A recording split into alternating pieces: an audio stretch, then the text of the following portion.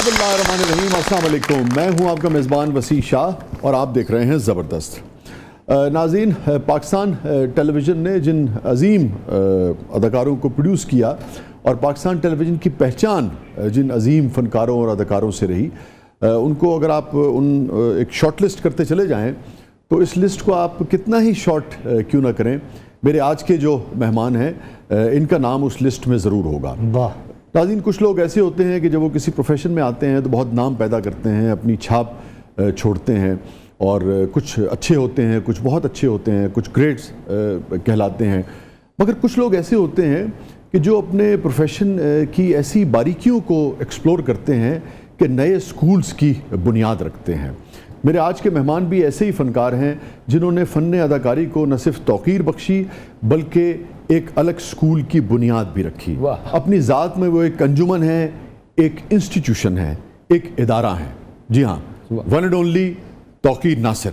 Welcome to the show Tauqeer.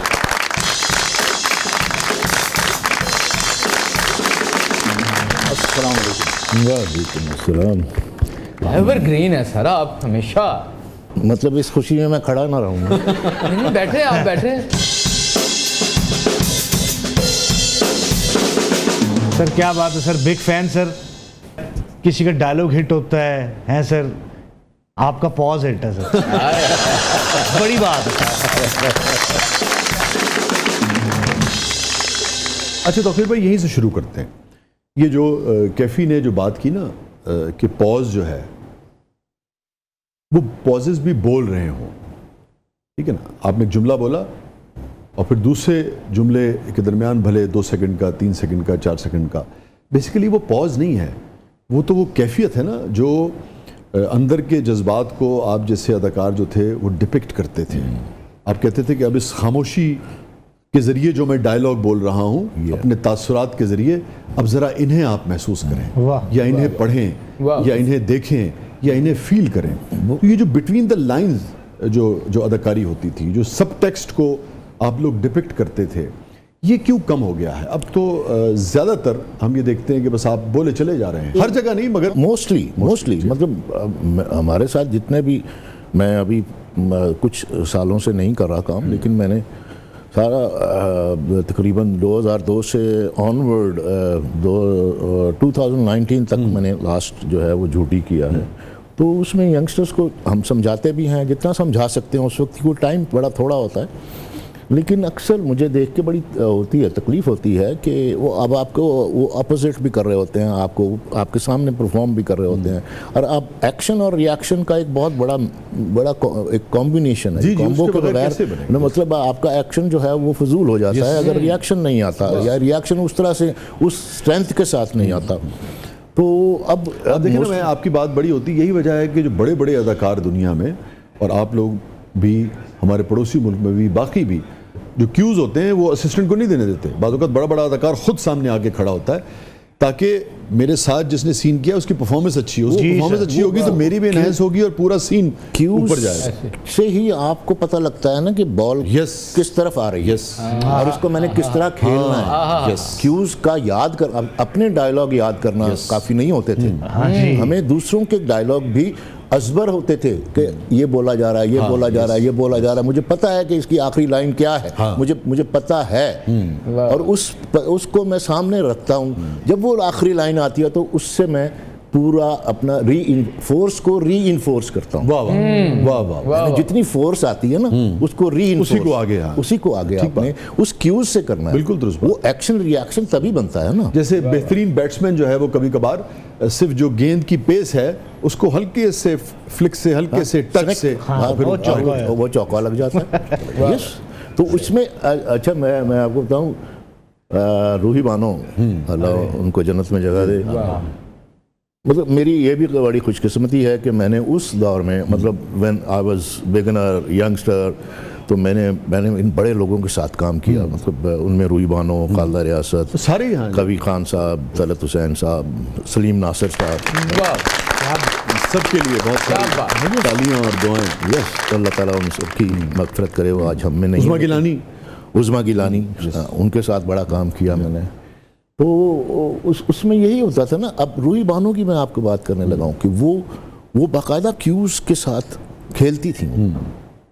वो मैंने उनसे और बहुत सारी चीज़ें सीखी। मैंने उनके साथ ज़्यादा नहीं, एक प्ले जो बहुत यादगार है, कांच का पुल, हाँ जी, यूनुस जावेद साहब का first long play ever in Pakistan television. पहले डीआर होती थी।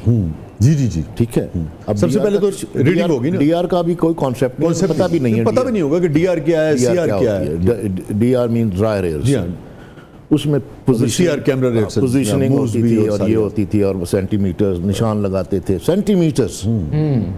आपने परफॉर्म भी करना है और सेंटीमीटर्स का ख्याल रखना है। आप सेंटीमीटर यूं हो गए तो फ्रेम खराब हो गया, दुरुस्त। और वो कैमरा भी ऐसा होता था, पूरा टैंक होता था। जी। वो जब मूव करता था, वो एक मतलब है, उसके साथ 2 बंदे इसको लेके चल रहे होते थे। वो भी अच्छा। उसमें फिर रूही बानो ये करती थी कि अच्छा सीआर हो गई, अब टेक हो गई, अब टेक करने लगे, शुरू हो गए जी। अब चलती जा रही है टेक, चलती जा रही है। अब टेक जो है वो मतलब फर्स्ट टेक भी ओके होती थी, उसी में वो 3 कैमरे होते थे, उसी में एडिट भी हो रहा होता था, उसी में सब कुछ हो रहा होता था जो शॉट चाहिए। तो उसमें आपका रिएक्शन स्ट्रांग है तो उसके ऊपर चले जाते थे, उसका रिएक्शन स्ट्रांग है तो डायलॉग जो मर्जी बोलता रहे, वो रिएक्शन उस पर ओवरलैप हो जाएगा। तो रूही बानो ये देखती थी कि ये मुझे कहाँ दबा गया, और उसको फील हो जाता था कि ये मुझे दबा गया, चढ़ गया मेरे ऊपर, है ना। इसने मुझे ऐसा बाउंसर करवा दिया कि मुझे समझ ही नहीं आई, सर के ऊपर से गुजर गया। तो वो फिर करती थी एंड में जाके गलती क्या करती थी, या लफ्ज फंबल कर जाती थी या कहती थी भूल गई। तो मैंने ना पिछले दिनों उसकी सजा क्या मिलती थी सारों को, दोबारा जीरो से। ये नहीं है कि चलो यहीं से कर ले, नहीं, जीरो से। तो वो मार कर लेती थी कि ये कहाँ मेरे ऊपर इसने हावी हुआ था, होता था। अच्छा, इस पे ना मैंने बात की थी, लगारी साहब आए थे कुछ दिन पहले हमारे पास, मेहमान तशरीफ लाए थे, तो मैंने यही बात की थी। तो उन्होंने खैर इस पे को बहुत ज़्यादा खुल के बात नहीं की, लेकिन आपने खुद ही इसका तस्करा छेड़ा। ये अमूमन ये इसका देखिए, इसका एक आपने एक बड़ी अच्छी तरीके से उसको बयान किया। उसका एक मजबूत पहलू ये था कि सीन शायद और अच्छा हो जाए। अच्छा नहीं, वो बेहतरी के लिए था ना, मतलब टेक 2 करना सब लोग करते थे, टेक 2 करना कोई गुनाह नहीं था। हाँ, क्या बात, मतलब मेरा काम ठीक नहीं हुआ। यावर साहब तो आमतौर पे पूछा करते थे, Chand ji are you satisfied? यावर साहब अच्छा चलो दोबारा कर दे। आमतौर पे यावर साहब को तो माशाल्लाह रिकॉर्ड है रीटेक्स का, वो खुद भी सेटिस्फाई नहीं होते थे, और जब तक नहीं होते थे वो आगे नहीं चलते थे।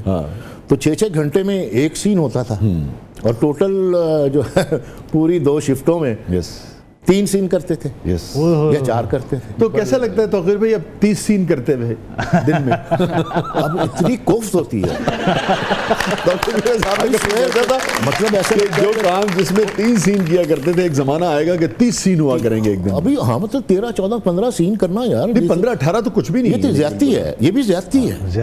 देखो ना, उसमें डीआर भी नहीं है, उसमें बड़ा लफ्ज होना चाहिए इसके लिए। हाँ, उसमें आप कोई भी लफ्ज, मतलब आपके पास तो लफ्जों का ज़ख़ीरा है। इतनी बड़ी ज्यादती के लिए नहीं है। नहीं, उसमें सब कुछ ही तबाह बर्बाद हो रहा होता है, स्क्रिप्ट भी हो रहा होता है, परफॉर्मेंसेस भी हो रही होती हैं, कटिंग्स भी, वो पूरा शॉट नहीं हो रहा होता, मतलब आपने वो लम्हा ही मिस कर दिया। जी हाँ। तो फिर आप जाके जोड़ लें, जो मर्जी कर लें, वो लम्हा तो आपको कभी नहीं मिलेगा। जी हाँ। वो बड़ा एक मशहूर किस्सा है कि वो एक बड़े सीनियर एक्टर थे, मैं नाम भूल गया, बहुत रेडियो के भी थे, और उनका कहीं यावर साहब का कोई प्ले था, तो वो डायलॉग बोल रहे हैं, धड़ाधड़ ड्रामा बोल रहे हैं, और यावर साहब साथ बकरी खड़ी होती, यावर साहब ने बकरी पे यावर साहब तो वो जाके उन्होंने गिला किया, यावर साहब मैं ना जोर ला रहा सी, तो मैं शॉट ही नहीं बढ़ाया, मैं सेंटीमेंट्स और ड्रामा और मैं क्रिएट कर रहा सी। तो आपने जनाब वो मेरी परफॉर्मेंस रिकॉर्ड ही नहीं की थी, सारी ओवरलैपिंग उस पे आ गई, बकरी कट कर दी। कहने लगे, यावर साहब बड़े आराम से जवाब देते थे ना, चंद जी वो बकरी थोड़े को अच्छा परफॉर्म।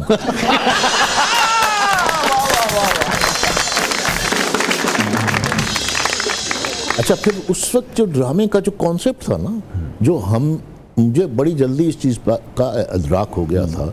मतलब उस वक्त अशफाक साहब, मुझे जो शुरू में अशफाक साहब, मुन्नू भाई एंड यूनुस जावेद साहब, ये इन राइटर्स के बानो आपा, ये इन राइटर्स के स्क्रिप्ट्स मुझे मिले और जिन पे मैंने काम किया, जो मुझे मतलब ये मेरी खुशकिस्मती थी। शायद ये भी मेरे लिए बहुत बड़ा एक जो है वो लेवल ऑफ थॉट्स, जिसको आप कह सकते हैं कि आपको थॉटफुल कर गए, वो अपने आप में आप काम करते हैं और आप आगे गुजर जाते हैं। तो मुझे आज भी जो डायलॉग मुझे याद है ना वो मुझे अशफाक साहब का, आप समझ लें 40 साल पुराना, कि जब तुम कतरन कतरन हो जाओ तुम्हारा लिफाफा भी ना बनाया जा सके, तुम में कुछ पैक करके तुम्हारी पुड़िया भी ना बनाई जा सके, तब मैं तुम्हें महबूब के फटे हुए खत की तरह अपने कोट की अंदर वाली जेब में रखूं, खुशबू लगाकर। अरे वाह वाह। अब इसमें जो पॉज है वो पॉज है, वाह वाह वाह, है ना, वो पॉज ही वो जो है वो पूरी फोर्स बनाता है। क्या बात। अच्छा, अभी तो आपने रीडिंग कर दी ना, यही एक फ़र्क है। हाँ। ज़रा इसको यूँ बयान करें जैसे आप अपने महबूब से वो फिर आपको किसी को ला के खड़ा करना। फिलहाल आप हम पे गुजारा कर लें। ये गुजारा कर दिया था। तो जब तुम कतरन कतरन हो जाओ तुम्हारा लिफाफा भी ना बनाया जा सके, तुम में कुछ पैक करके तुम्हारी पुड़िया भी ना बनाई जा सके, तब मैं तुम्हें अपने महबूब के फटे हुए खत की तरह अपनी कोट की अंदर वाली जेब में रखूं, खुशबू लगाकर। नहीं, ऐसा नहीं हो सकता, ऐसा नहीं हो सकता, ऐसा नहीं हो। ब्यूटीफुल। क्या बात है। Stay with us, stay with us, stay with us, कहीं नहीं जाइएगा। छोटे से वक्फे के बाद वापस आते हैं। हमारे साथ मौजूद हैं one and only Tauqeer Nasir sahab. आप देख रहे हैं ज़बरदस्त। वेलकम बैक नाज़रीन। ज़बरदस्त में एक बार फिर खुशामदीद। और तौकीर भाई, हमारा सेगमेंट है जिसका नाम है ज़बरदस्त पब्लिक सब जानती है। तो देखते हैं कि पब्लिक आपसे क्या जानना चाह रही है। अच्छा सर जी, बढ़ते हैं पहले सवाल। तौकीर साहब, आपको पीटीवी का एंग्री यंग मैन कहते हैं। घर में किसका गुस्सा चलता है, एंग्री यंग मैन का या एंग्री वूमेन का? सर ए आया जो सवाल इतने पता लगना हम तुसी किड्डे बड़े हीरो। ये तो बात सही है, लेकिन अच्छा जी, एक दिन एक बंदे ने तौकीर साहब के घर दी बैल दी तो भाभी बाहर आए ने, कहते भाभी वो एंग्री यंग मैन कहाँ है? कहती वो बेटा कोने में बैठे हुए। देखो कोने में बैठे हुए हैं तो सवरे जाना किए।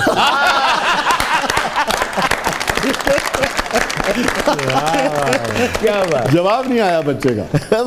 जवाब आ गया, जवाब ही तो आ गया। तो इससे एग्री करते हैं आप?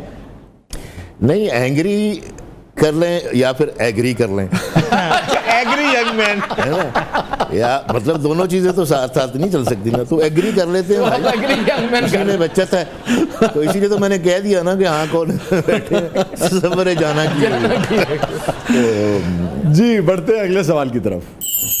सुना है मारूफ अदाकार अजय देवगन ने एक इंटरव्यू में कहा था कि वो आपसे मुतासिर हैं, लेकिन वो तो आज भी तब्बू के साथ फिल्म्स में आ रहे हैं, आप क्यों नहीं आ रहे? तब्बू, ओहो, वो तो आज भी तब्बों के साथ आ रहे हैं। अब हमें तब्बो नहीं मिल रही ना।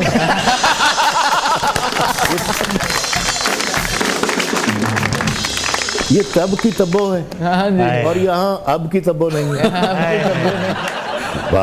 बात तो बहुत अच्छी की है उसने नहीं सर, वाकई अजय देवगन साहब ने कहा था कि आपको वो आपसे इंस्पायर है। एक ये अभी इन्होंने क्या कहा है? कह रहे अजय देवगन साहब तो कॉपी कर देना। नहीं, उसने शुरू में कहा मैंने सुना है। हाँ जी। तो मैंने भी सुना है। अच्छा। इसी तरह रेफरेंस लोगों ने दिया कि मैंने उनको अच्छा। वो इंटरव्यू देखा है, उसमें आपकी बात करते हैं हम। मतलब I take it as a pride. क्या बात। और ये प्राइड मेरा है, मेरे मुल्क का है। ये हमारा प्राइड आपकी है। कभी डायरेक्ट उनसे बात नहीं हुई? मेरी डायरेक्ट बात नहीं हुई। और आपने वो इंटरव्यू देखा भी नहीं? नहीं, मैंने नहीं देखा।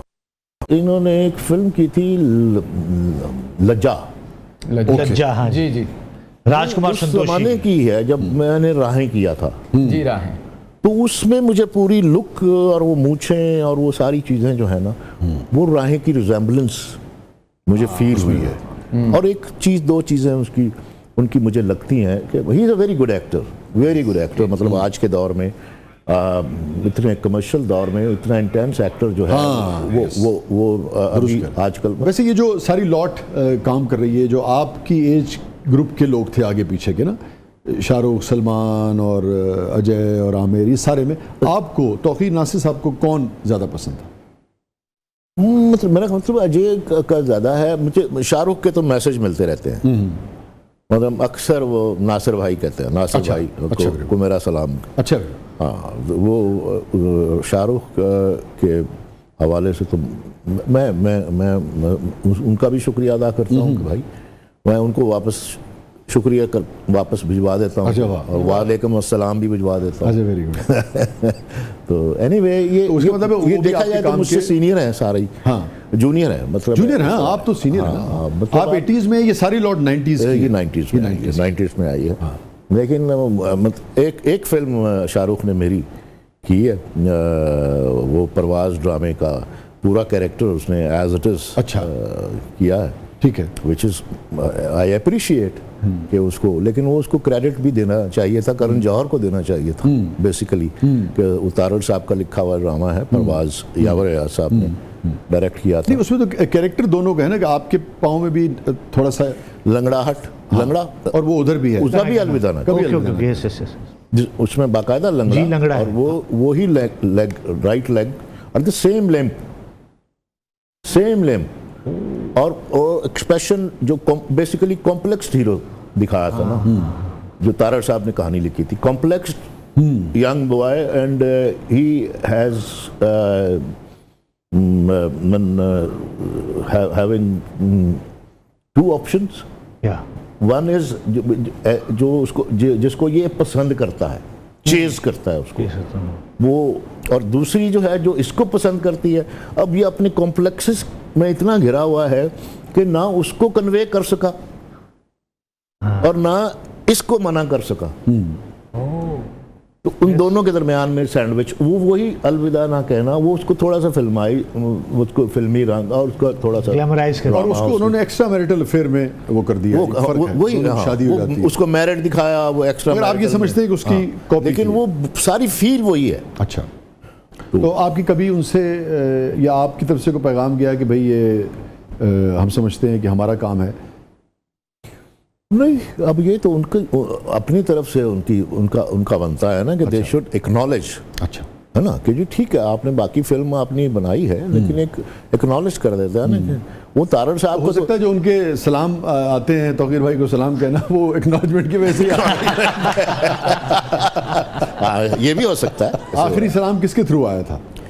आखिरी सलाम आया था खातून के नाम के जरिए। अच्छा, और वो है अपना सनम जंग। अच्छा, सनम के जरिए। अच्छा, वो कहीं उस फिल्म की प्रीमियर पे दुबई गई थी, और वहाँ से हमारा पक्का मीडिया काफ़ी उसको कवर करके आया था, उसमें वो भी गई थी। फैन मूवी को कवर किया था उस दौरान। उसमें शी सेड कि जी मैं इतना बड़ा सलाम, और बार बार उन्होंने मुझे कहा कि मेरा सलाम उनको आपने पर्सनली पहुँचाना, तो थैंक यू वेरी मच। मतलब उसका हम शुक्रिया अदा करते हैं, एक्नॉलेजमेंट ही लो।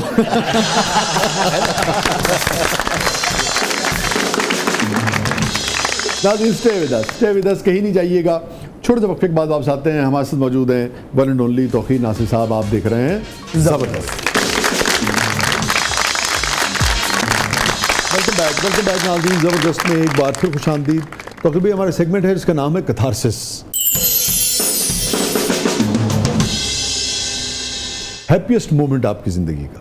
पहला मुझे जब तमगा इम्तियाज़ मिला है, वाह वाह, एंड उस वक्त मैं I was very young, and मेरे ख्याल में I was the only youngest ever in Pakistan, because 22 साल पहले मुझे 22 साल नहीं बल्कि 24 साल पहले 2000 में मुझे मिला था, तो उसकी बड़ी खुशी थी।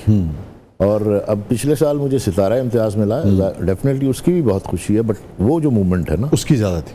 वो मुझे आज भी याद है। आपकी अहलिया को और बच्चियों को आपका कौन सा काम सबसे ज़्यादा पसंद रहा? सारा ही पसंद है, कभी ये तो नहीं कहेंगे कि जी ये नहीं अच्छा किया, नहीं होता ऐसा है कभी ये नहीं किया। खास जिसका जिक्र मेरी करते हैं। वालदा को मेरा राहें बहुत पसंद था। अच्छा, सबसे गमगीन लम्हा जिंदगी का? When I lose my mother, when I lost her, I think वो मोमेंट में जिंदगी इधर से इधर पलट गई, पैराडाइम शिफ्ट हो जाता शिफ्ट हो गया। मतलब वो 2000 में उनकी डेथ हुई है, 2000 तक की लाइफ स्टाइल ही और था और उसके बाद का लाइफ स्टाइल ही और हो गया। तो वो लम्हा जो था ना वो है। अगर आप इसे लफ्जों में बयान कर सकें, क्या फर्क पड़ा? कि आप एकदम से जैसे अपने आप को ये महसूस करें कि आप धूप में आ गए, है ना, वो जो छतर छांव आपको जो मुयस्सर थी वो सिंबॉलिक है ना सारा, वो सिंबॉलिकली वो सारी रिमूव हो जाए वो छतर छांव, तो उसके बाद कैफियत क्या होगी?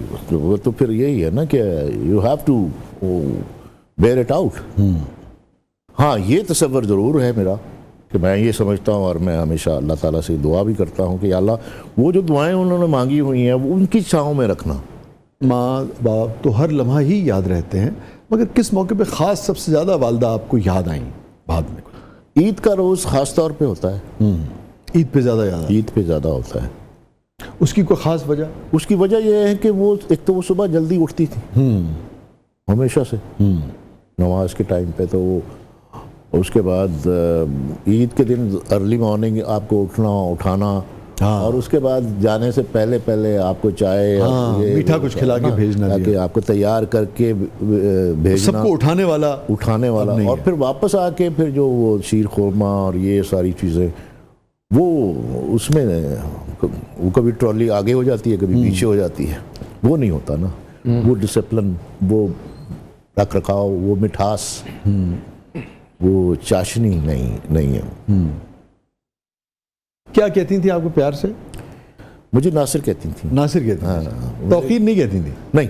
It's interesting. नासिर, मेरा घर में ज़्यादातर सब ननियाल ददयाल सब नासिर ही कहते। तो नासिर आपके वालिद साहब का या नहीं नाम ये जो है वो आधा नाने का है आधा दादे का। अच्छा अच्छा अच्छा अच्छा। तौकीर दादा जान ने रखा था, अल्लाह उनको जन्नत में जगह दे।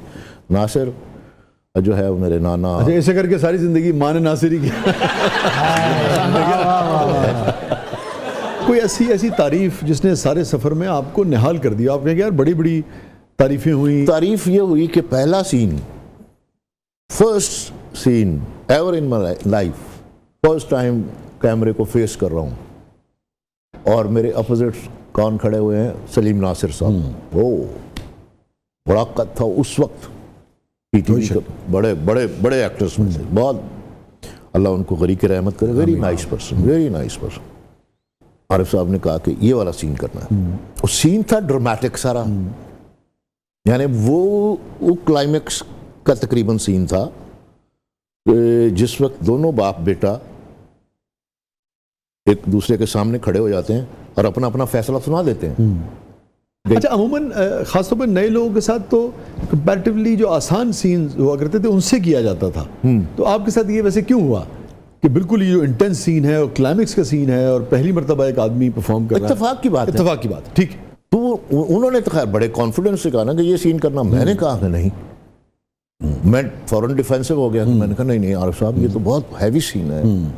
अच्छा, हम बात कर रहे हैं तो सलीम नासिर साहब साथ ही खड़े थे। क्या हुआ ऐसे बोलते थे। हाँ, अरे क्या हुआ? कहने यार ये बच्चा घबराया हुआ है। क्यों, क्या हुआ? तो मैंने कहा जी वो इस तरह से। अरे यार कुछ नहीं होता यार, आओ ना, आओ हाँ हम डीआर करते हैं, चलो यार डीआर करें, क्या आओ। आया कि मुझे ऐसे पकड़ा उन्होंने, वो मुझे तो कंफर्टेबल लेवल उन्होंने वहीं का दे दिया है ना। वहाँ ले गए, आगे फील्ड में जाके मुझे कहते हैं आप बोलो। हम पहले सीन बोलते हैं, वो बोले, मैं बोला, वो बोले, मैं ये बोला, वो बोले, ये पिच जा रही थी, है ना, कि तुम मेरी बराबरी करते हो जिसने कारोबार की एक ईंट अपने हाथों से लगाई। सलीम नासिर, आपने क्या कहा? मैं कमाल, यानी आप इस उम्र में एक बच्चे के बाप बन सकते थे, तो क्या मैं इस उम्र में शादी भी नहीं कर सकता? मैंने कहा मुझसे तुम अपना मुकाबला मत करो। मैंने ये किया, मैंने आपको बैडमिंटन में कितनी दफ़ा आपको डिफीट दिया, मैंने टेबल टेनिस में आपको कितनी दफ़ा डिफीट दिया है, मैं फलाना ये किया, मैंने वो किया, मैं हर कुछ कर सकता हूं, लेकिन मैं अपने फैसले से पीछे नहीं हट सकता। मुझे शादी करनी है और अभी करनी है, क्योंकि उसके बाद उसकी फैमिली कनाडा शिफ्ट हो जाएगी और वो उसके साथ चली जाएगी। तो इसके बाद उसके फादर ने कहा कि फिर देयर इज नो चांस। उस वक्त भी लोग कनाडा शिफ्ट हो रहे थे। ये उस वक्त रफ़ीक वड़ाई साहब थे प्रोग्राम मैनेजर, जी जी, शहजाद खलील साहब थे सीनियर प्रोड्यूसर, और शायद उस वक्त एक्टिंग जीएम थे, सायरा काज़मी उस वक्त सीनियर प्रोड्यूसर थी। मतलब ये 3-4 डायरेक्टर्स थे जो बाकायदा तौर पे। सायरा काज़मी वाज स्टैंडिंग, शहजाद खलील साहब स्टैंडिंग अपस्टेयर्स, वो सीन देख रहे थे। सबसे पहले वो सीढ़ियों से टक टक टक टक करते, okay take okay, first take okay, वो आए ठक ठक करते, और मैं उनको जानता भी नहीं था। शहजाद खलील जी, हाँ, तो बाद में पता लगा, मिला भी नहीं हुआ। हाँ, बाद में मुझे पता लगा। रफ़ीक साहब को मैं जानता था, या फिर सायरा आई बाद में, उनको मैं जानता था। शहजाद साहब कराची से आए थे ना, हाँ, कराची से आए थे। शहजाद साहब मुझे जफ्फी डाल के वो बका वेल डन वो ज़बरदस्त, भाई कमाल हो गया, ऐसे ऐसे करते थे, ऐसे ऐसे चलते थे। तो अच्छा, वो जब चले गए तो मैंने पूछा, कहा शहजाद खलील। उसके बाद रफ़ीक साहब आ गए, उसके बाद सायरा काज़मी आ गई, उसके बाद काफ़ी सारे रफ़ीक साहब ने तो अपने मखसूस तौकीर कमाल करता है, छा गया वो बेटा तू कमाल करता है यार। सारे बंदे परेशान सन के मेन रोल कास्ट किया आरिफ वकार ने, तो की बनेगा तू तो। अच्छा, रफ़ीक साहब का यही है, रफ़ीक साहब ना वो तारीफ भी ऐसे करते थे, बंदे के पैरों से ना ज़मीन निकाल देते थे। रफ़ीक साहब ने बिल्कुल यही कहा होगा। अल्लाह ने गरीक रहमत सुनाया कि यार लोगों ने कैसी तू कर ही नहीं सकेगा, तो की कर देता है। सारे देख रहे थे, सारे देख रहे थे। रफ़ीक साहब कमाल के आदमी थे, मेरे तो बहुत, उन्होंने 3-4 रिटायरमेंट के बाद 3-4 कम से कम 3 मेरे लिखे हुए थे। तौकीर भाई, ये धड़कन भी धड़कन साहब का। तो एक साहब थे, उनको दोस्तों को एसिडिटी अल्सर का प्रॉब्लम हो गया ना, तो उन्हें मिले तो कहने लगे, रफ़ीक साहब कहने लगे वो हो तेन की हो गया, कहने लगे सर वो मैंने अल्सर हो गया। ओए होए होए यार, अल्सर हो गया, तेन इलाज करा यार, तो कैंसर ही होता है। इस तरह की बात वो एक मरतबा इंसान के नीचे से ना, लेकिन अल्लाह गरीब के रहमत फरमाए, अच्छे लोग थे, कमाल। रफ़ीक वड़ाई साहब के लिए, शहजाद खलील साहब के लिए, सलीम नासिर साहब के लिए, और बहुत सारी दुआएं। और साहिरा हयात हैं, राहत काज़मी साहब हयात हैं, अल्लाह ताला इन लोगों को सलामत रखे, सबके लिए बहुत सारी। अच्छा सर, मेरा एक सवाल है आपसे, आपको कभी इंडिया से ऑफर आई फिल्म में काम करने के लिए? आई, इनडायरेक्टली आई, लेकिन किनकी तरफ से आई? इनडायरेक्टली आई थी सावन कुमार तक जी। उनकी एक फिल्म थी, उसका गाना बड़ा हिट था, शायद मेरी शादी का ख्याल, वो वाला गाना जो है उन्हीं, वही डायरेक्टर थे। चाय पे बुलाना चाह रहे थे हम। आप नहीं गए, लेकिन वो चाय हमारी, वो चाय का टाइम नहीं था। हाँ, वो टाइम नहीं था। यस एग्जैक्टली, हुआ भी है, और अदरवाइज मैं करना चाहता था, बिकॉज एक तो ये थी कहानी जो है, वो कहानी जो है वो जंगार की कहानी पे बनाना चाह रहे थे। अच्छा, उन्होंने जंगार देखा था उसी पे तकरीबन। अच्छा, और उसमें भी 2 हीरोइंस थी, एक नीलमा थी और दूसरी शायान थी। तो उसमें उन्होंने एक मेन रोल में, जो नीलमा का रोल था, उसमें माधुरी को कास्ट किया। तो उस वजह से मैं जाना चाहिए था, मेरे लिए मैग्नेट था। जाना नहीं चाहिए था मैंने, उसके बाद मैं कभी भी नहीं गया, और मैं जाना भी नहीं। और फिर उसके बाद जो हालात हुए हैं, जो हमारे माधुरी के, उसके बाद माधुरी का भी ब्याह हो गया। माधुरी तो के हालात तो खराब नहीं हुए, लेकिन वैसे खराब हो गए। अच्छा, तो भी लगभग 50 बरस होने को आ रहे हैं ना, कोई ऐसा वाकया जो आपके हाफजे में आज भी ताज़ा हो, तो बड़ा ही दिलचस्प सा वाकया रिकॉर्डिंग के दौरान? एक मुझे चोट लगी थी, एक सिलसिला हम ड्रामा कर रहे थे, एक चोट ये भी लगी थी ड्यूरिंग शूटिंग आपके प्ले में मेरी शूटिंग से पहले। ये मेरा कट ये है, शूटिंग पे जा रहा था साइकिल वाले में। मजे की बात, हम शूट कर चुके थे, एक दिन शूट कर चुके थे, अगले दिन पट्टी। हाँ, अब क्या करें भाई, अब क्या करें, पट्टी के साथ किया। फिर तो दूसरा वो कवि साहब के साथ हम चट्टान के ऊपर खड़ा हुआ आउटडोर में, और ये आगे सारी झाड़ियाँ हैं, कुछ नजर नहीं आ रहा, मतलब मैं चट्टान के ऊपर हूँ। और ये किस प्ले का वाकया? ये सिलसिला एक प्ले था जिसमें कवि साहब, जिसमें आपको यहाँ चोट लगी, जिस पे ये चोट लगी है, नीचे से लो एंगल से शॉट बना हुआ था ऊपर, ठीक है। अब वो शॉट बना रहे हैं तो वो जब वो एडजस्टमेंट करवा रहे थे, एडजस्टमेंट करवाते करवाते उन्होंने कहा अच्छा जी रोल किए, तो साथ ही मुझे एकदम एक्शन करने से पहले ना मुझे कहा थोड़ा सा आगे हो जाए, थोड़ा सा तकरीर भाई, थोड़ा सा, वो थोड़ा सा आगे यूं करके जब मैंने ये पाँव उठाया है तो पाँव मेरा ज़मीन पे नहीं गया, फिर मैं खुद ज़मीन पे गया। वो फिर मैं खुद ज़मीन पे गया, कि वो बाकायदा तौर पे रोल करता हुआ, क्योंकि वो डीप था, घास थी उसके ऊपर। आपकी ज़िंदगी का बेहतरीन शॉट होगा वो। और वो रिकॉर्ड हुआ और बाकायदा रोल हो चुका था। तो वो ऑनर किया, फिर उधर कट हो गया, उधर बदो तेरा बेटा नहीं ऑनर तो नहीं वो हो सकता था, क्योंकि सिचुएशन नहीं